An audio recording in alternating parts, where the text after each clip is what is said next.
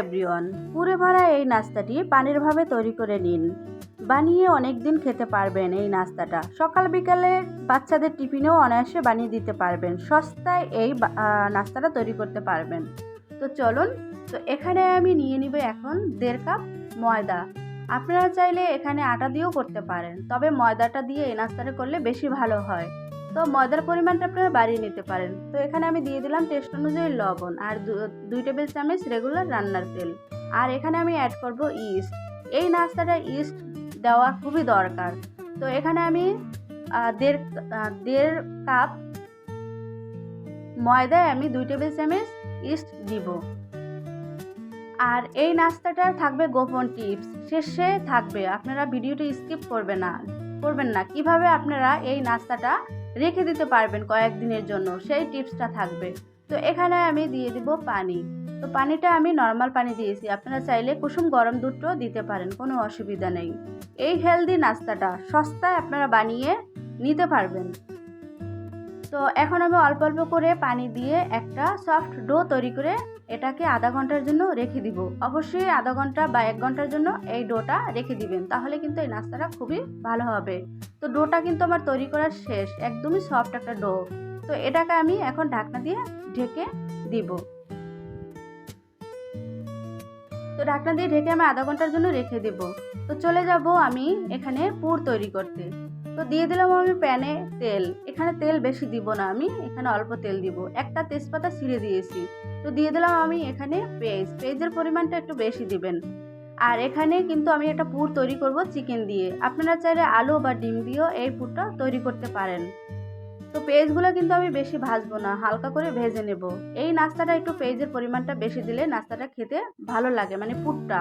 তো এখানে আমি কিছু মশলা অ্যাড করব। 2 টেবিল চামচ আদা রসুনের পেস্ট, আর এখানে যে গরম মশলা বেটে দিয়েছি, সাথে ধনিয়া, তারপর জিরা আর এলাচ দারচিনি, এগুলো আমি পেস্ট করে মানে বেটে দিয়েছি। আপনারা চাইলে আস্তেও দিতে পারেন। এখন এগুলো ভালো করে আমি কষিয়ে নেব। দেখতে থাকুন ভিডিওটা, কোনো রকম স্কিপ করবেন না। তো এখানে আমি মুরগির যে বুকের মাংসটা থাকে সেটা আমি একদম ছোট ছোট করে কেটে অনেক আগে ধুয়ে রেখেছি। আপনাদেরকে দেখিয়ে দেইনি, মানে ভিডিওটা অনেক বড় হবে। তো এখানে আমার মানে মন মতো আমি একটু বেশি চিকেন দিয়েছি। আপনারা চাইলে এখানে চিকেন বা চিকেনের সাথে কিছু আলু অ্যাড করতে পারেন, কোনো অসুবিধা নেই। তো এগুলো আমি ভালো করে আর একটু কষিয়ে নেব। আপনার সোনামণিদেরকে এই চিকেন দিয়ে যদি নাস্তা বানিয়ে দেন টিফিনে বা সকালে, দেখবেন আপনারা বাচ্চারা কত খুশি হবে। তো এখানে অ্যাড করব লবণ। এখানে অ্যাড করব আমি হালকা মানে অল্প একটু হলুদের গুঁড়া কালারের জন্য। দিয়ে দিলাম আমি এখানে গুঁড়া মরিচটা। আপনারা ঝালের পরিমাণটা নিজেদের মতো করে নেবেন, যেহেতু বাচ্চারা খাবে তাই একটু কমিয়ে দিলাম। তো এখন আমি এই পর্যায়ে চুলার হিটটা একটু বাড়িয়ে দেব, কারণ চিকেন থেকে কিন্তু অনেকটা পানি বের হওয়ার চান্স থাকবে। তো ভালো করে সব কিছু মিক্স করে নেব।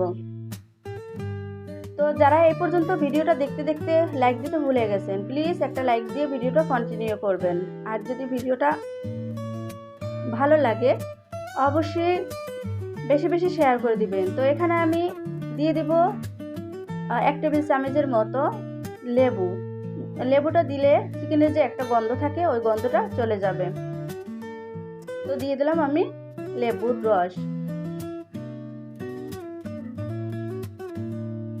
তো আবারও আমি নেড়ে ভালো করে মিক্স করে নেব। আর এখানে দিয়ে দেব কাঁচামরিচ।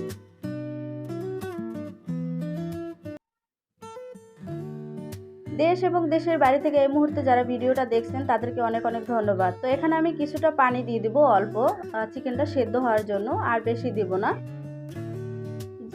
পুরান বন্ধুরা যারা এতদিন আমার চ্যানেলের সাথে ছিলেন, আমার ভিডিও দেখতে দেখতে এই পর্যন্ত আসছেন, তাদেরকে অনেক অনেক ধন্যবাদ এবং কৃতজ্ঞ আপনাদের কাছে।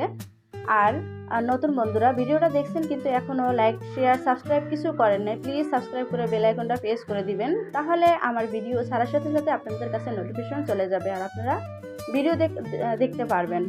তো এভাবে আমি কিন্তু চিকেনটা ভালো করে ভেজে নিব। তো এখানে আমি অ্যাড করব ভাজা জিরার গুঁড়া।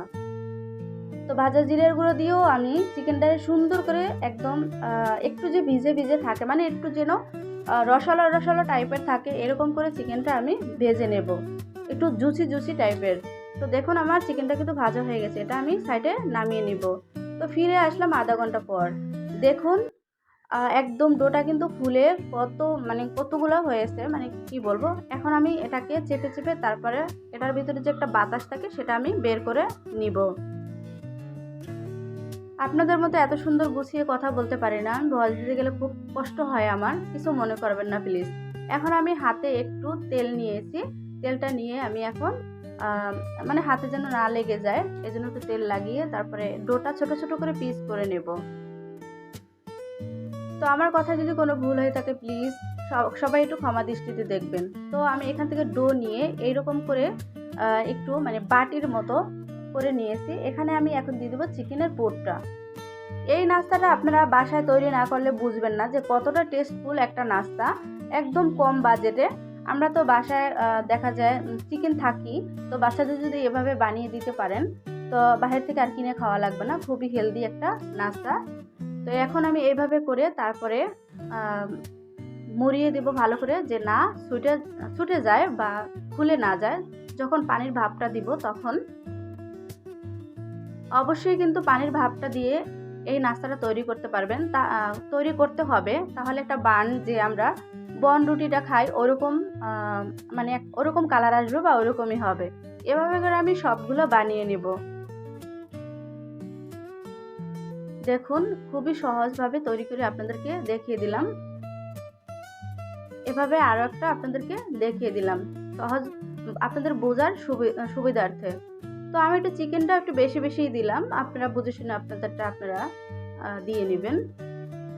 তো এভাবে আমি অফ ক্যামেরায় সবগুলো বানিয়ে নিব, আপনারা দেখলেই বুঝতে পারবেন যে আমি কিভাবে বানিয়েছি। সবগুলো এভাবে বানাবো। তো আমি চুলাতে কিন্তু আগেই পানি বসিয়ে রেখেছি, পানিটা ফুটে উঠছে। তো এখানে আমি এখন ছেড়ে দেবো পুরে ভরা সেই বান ওটা। তো এভাবে সবগুলো দিয়ে দেবো। আর এই দেখবেন এই ইয়েটা মানে নাস্তাটা যখন হয়ে যাবে, মানে পানিতে ভাপ সিদ্ধ হয়ে যাবে, তখন এমনি ফুলে উঠবে, তখনই বুঝে যাবেন যে এই নাস্তাটা পারফেক্ট সিদ্ধ হয়েছে। তখন নামিয়ে নেবেন মাত্র 2-3 মিনিটের জন্য। তো এভাবে আমি এখন উঠিয়ে নিব সবগুলা। আর এই নাস্তাটা আপনারা এভাবে ভাপ দিয়ে ঠান্ডা করে ফ্রোজিং করতে পারেন, অনেক দিন থাকবে, একদম প্রায় 1 সপ্তাহ এরকম থাকবে। আবার নামিয়ে আপনারা যখন তখন এই নাস্তাটা খেতে পারবেন ভেজে। তো চুলাতে আমি এখন প্যান বসাই দিলাম। তো আমি কিন্তু এখানে অল্প তেল দিয়েছি, আপনারা তেলের পরিবর্তে ঘি বা বাটার দিতে পারেন। তো আমার তেলটা গরম হয়ে গেছে, এখন আমি এই বানটা দিয়ে দেবো, মানে নাস্তাটা দিয়ে দেবো। এখানে কিন্তু চুলার হিটটা কিন্তু মানে মিডিয়াম রাখবেন, বেশি হাই হিটে দেবেন না।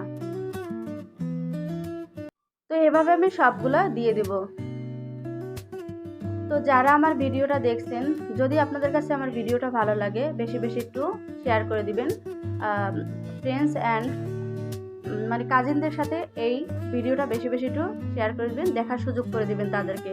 তো দেখুন কত সুন্দর একটা কালার চলে আসছে, আমি কিন্তু উল্টে দিয়েছি আর এই নাস্তাটা কিন্তু ফুলে উঠছে, সেটাও আপনারা দেখলে বুঝতে পারতেছেন। তো এভাবে আমি কিন্তু ভালো করে ভেজে নেব।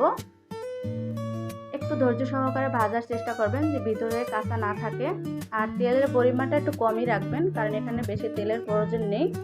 এভাবে কিন্তু একটা সুন্দর একটা কালার চলে আসবে এমনিতেই। তো দেখলেই কিন্তু কতটা লোভনীয় আর কতটা সুন্দর হয়েছে। এভাবে কিন্তু আমি একদম সাইডেও ঘুরিয়ে ঘুরিয়ে ভেজে নেব। তো দেখুন কতটা সুন্দর হয়েছে। তো আপনারাও বাসায় একবার হলেও ট্রাই করবেন, এভাবে সাইডে যেন কাঁচা না থাকে, এই কারণে একটু এরকম উল্টে পাল্টে ভেজে নেবেন।